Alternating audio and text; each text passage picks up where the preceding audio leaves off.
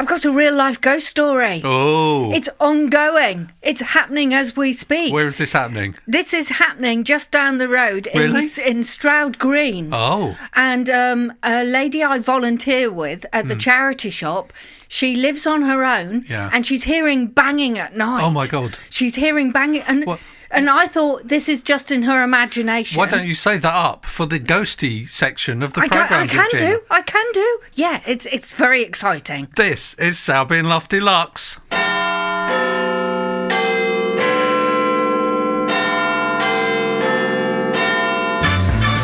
Live on tape from Studio Senseless in leafy London town, it's Sowerby and Luff Deluxe.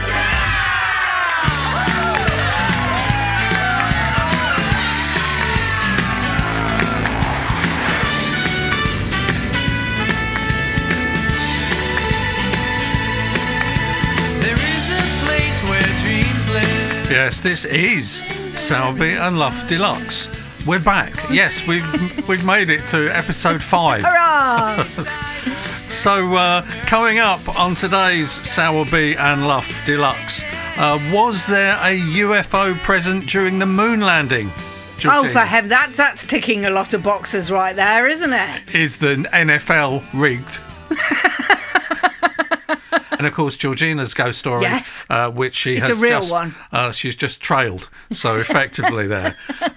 So first of all, matters arising. Yes, okay. What's matters arising this week? Some of which may be generic, and some of which may be directed at you. Knock yourself out, buddy. Headline story by Miles, locally speaking. Yes. Because now we've got a local ghost story. We've also got a local news story. Beyonce. Yes. Is coming to the Tottenham Hotspur Stadium. I know. Which is a mere 2 miles from where we are sitting. Yes, we'll be close to her presence. It's over. If the way I'm sitting facing you, Georgina, the Tottenham Hotspur Stadium is over my right shoulder. It is. So if it was dark and if there was a game on right now, I could turn and we would see the glow from the headlights. I know, but we'll be able to feel the glow from Beyonce, won't we? Yeah. And that evening, I'm just going to be dancing around the living room singing, "Oh, the single ladies, oh, the single ladies." You might be able to hear it. Oh, the single ladies. If you open the window behind me, Georgina, you might actually be able to hear that from the stadium. So that's the good news. The bad news? It is how much it is per ticket. Prices for Beyonce's highly anticipated Renaissance World Tour have been revealed. Standing tickets are £177. Yeah, but you'd be dancing, wouldn't you? Okay. For that, I'd want a seat, personally. You'd have to pay for a seat. What are the seater tickets? Fans can expect to pay anywhere between £221 and £341 for Beyonce's early entry package. Oh, come on, Beyonce. Would you pay that, Georgina, for an early entry into Beyonce?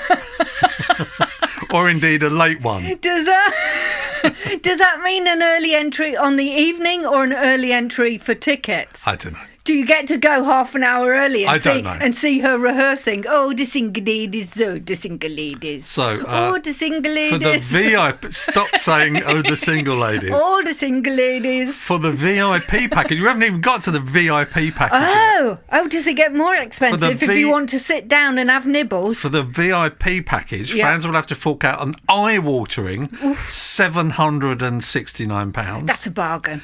And there's also something called the Alien Superstar Package. Aliens again? Alien Superstar Package. Okay, it's only for aliens? And that is per ticket £1,038. She is very sensibly looking after the aliens first. She knows. It doesn't stop there, Georgina. Oh, dear. There's something called the on-stage front row package. So that's where you're actually on stage. Come on. Beyonce. You're actually in the show. When's my birthday? Tickets for that are priced at £2,400. You see, if I was going to save up, I would want that. Also, if I was in the show, I'd expect her to be paying me. Yes, kinda. Rather than the other way around. Yeah. So that's Beyonce. Yeah. Right.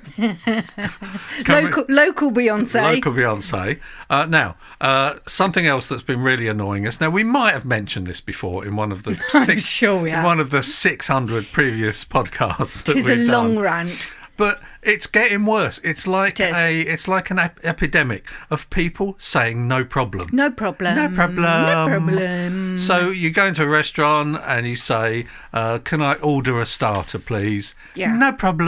Not a problem. Could I have the bill, please? No Not problem. a problem. It drives me mad. Who started it? And where did it come from? And why is it getting worse? I'm going to blame... who should I blame? I'm going to blame America, because they're all so chirpy all the time, aren't you? Like, have a nice day and all that. And it came over here eventually. No problem. And now they're saying no problem. Not a problem. Someone asked me the other day if I wanted a bag in a shop, and I said no thank you. And they said, not a problem. So it's not a problem that you don't want something. You should only say it's not a problem if it might have been a problem. Me not wanting a bag was never going to be a problem. Yeah, that's true. Oh. The only way that could be worse and be more annoying is if someone said so ahead of it. So, not a problem. So, no problem. So that's that one. Yes, okay. Is there another one? And also, you'll be pleased to know this is the third and final one, Georgina, and it also doesn't involve you. That's so lovely. So you're not on. We've got to episode 5, and it doesn't involve me anymore. We've worked our way through all of the problems. Have we? And all of the no problems. No problems about you. Yeah. This one is a Facebook. Annoy us. Okay. Or Meta, we should call them now, shouldn't we? I have no idea. Nothing annoys me more than when Facebook tries to make me have a better life. And here's an example, right? Yes. You open your Facebook page, and it says, you have a new memory. Oh, that's lovely. And it shows you something that happened a year ago. Now, I've got a brain, right? And it is capable of having memories. And I don't feel that I need Zuckerberg to help me have a memory and to jog my I'd rather have my memories in my own time.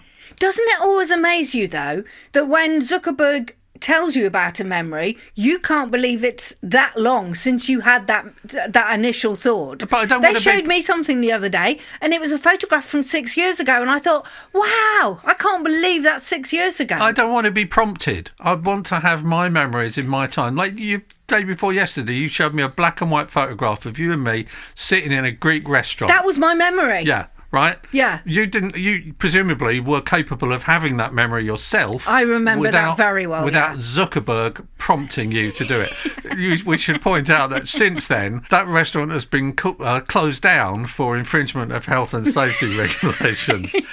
I just wanted to add as well that sometimes it goes, you've got a memory, you've got a memory, you've got a memory, and then it shows me a photograph of something stupid that I've taken, like a jar of tartar sauce on a wall, and I just go, no, that's not really a memory that I want to remember, soz.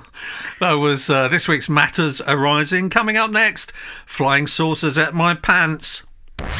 Flying saucers ate my pants. He's so enthusiastic. So, Georgina, I'm old enough to have witnessed the moon landing. Right, I hate to admit that, but I am. I was only a tiny, tiny child at the time, but I witnessed the moon landing. So I'm always fascinated. There's loads of conspiracy theories. Did it happen? Space. Did we really go to the moon? This one caught my eye this week while I was flicking my way through some ridiculous website. One of the curiosities of the Apollo 11 TV coverage, as it was broadcast on TV, is a small white dot. Okay. That was seen just above the horizon for the entire duration of the broadcast. Was it a planet? Well, we're going to go into that, Georgina. Okay. During the broadcast, the commentator made a comment about it. He said it was a phosphorus spot. Now, that's not what you get on your face. If you don't know what a phosphorus spot is, it's the kind of old old-fashioned TV equivalent of what we now call a burnt-out pixel. Do you know what a burnt-out pixel is? I do know but What? I also have a phosphorus spot. Phosphorus? How do you say it? Phosphorus. Phosphorus spot when I eat too much chocolate. I do know what a burnt-out pixel is. Do you know how to get rid of a burnt-out pixel? Yes, you use a little bit of Tipex on the television screen. No? No, but you use a damp cloth. Yeah. Right? Put it on the screen. Yeah. Turn the monitor off, right? And then you apply pressure to the monitor, turn it back on, and the stuck pixel should be gone. But that's not the story. No, Georgina. no. Did it move? But no. Back to the moon landing. Yeah, and the phosphorus spot. In still photos taken on the moon, right? If you look into the reflection in Buzz Aldrin's visor. Buzz Aldrin, only in the news this week. He's about 97. He's just got married to a 30-year-old. Bless him. So well done, Buzz. Yeah, well done. In Buzz Aldrin's visor, you can see a reflection of Neil Armstrong, first man on the moon. Yeah. Standing in the distance with a camera, with his back to the white dot in the sky while he was taking the picture. Just above his shoulder is this white dot. Stop saying white dot. So what could that have been, Georgina? It was a phosphorus planet. No, if it wasn't a phosphorus spot. Oh. Because if it had been, it would have been in every shot, you see. It would have been actually on the camera or on the monitor screen. But it wasn't. Most of the time, the sky was shown as completely black during that coverage. Now, I looked at this. You looked at it. I looked at the picture in question, right? And I'll post a link to this so that you can look at it yourself, guys. The picture is so fuzzy. It's so hazy. There's so little detail in the picture that it's almost impossible to work out what this is. But people are getting very excited about this white spot that appeared in the sky. And, of course, they think that a UFO was watching the moon landing the whole time. Was it still in the sky, yes, though? it was just hovering above the horizon. Now, was it? Yeah, okay. If it had been a UFO, why wouldn't they have just landed, wandered over, and gone over, said hi to Buzz and Neil? Yeah. Do you know that Buzz is not his real name? His real name is Whiz. But also, if it's the aliens watching, yes, and let's face it, if we get a new neighbour, it's all twitchy curtains, isn't it? Who's moving in next door? What's happening? Is it a family? Are they young? Are they old? That's all they were doing. They were just hovering politely about, just having a look at who was moving into the moon. Surely. Yeah. Or it was a phosphorus spot. Or it was a... I'd never heard of a phosphorus spot before this moment. I think we should do a challenge that we drink a bottle of wine and then try and say phosphorus spot. And to be honest, even though I used to work in TV, I'd never really come across a burnt pixel before. Okay. So, I've learned a lot. So you can't say that this podcast is not value for money. You learn a lot. It's so educational. From this show. Coming up next, it's words that are nice to say. Sowerby and Luff Deluxe. Today's official word that is nice to say is epiphany. Let's say it together. Epiphany. Is it epiphany? Epiphany. Is it epiphany? Epiphany? No. Let's both say epiphany. Epiphany. Let's say ep. Epiphany. Epiphany. Epiphany. Epiphany. Yeah. Today's official word that is nice to say is epiphany. Let's say it together. Epiphany. Turn to someone close to you, look deep into their eyes, grasp their face firmly in your hands and say epiphany. Epiphany. Place it in a sentence for us, Georgina. Just as I was about to fail the exam, I had an epiphany and remembered that I had written most of the answers on my sleeve. Then I got expelled. Epiphany. Today's official word that is nice to say on Sowerby and Luff Deluxe. We are the mice who live under the sink, and we like eating peanut butter. Still to come on Sowerby and Luff Deluxe, His Majesty King Charles III flirts with Georgina. Curtsy, curtsy, curtsy. In the wake of the Super Bowl, we ask, is American football fake?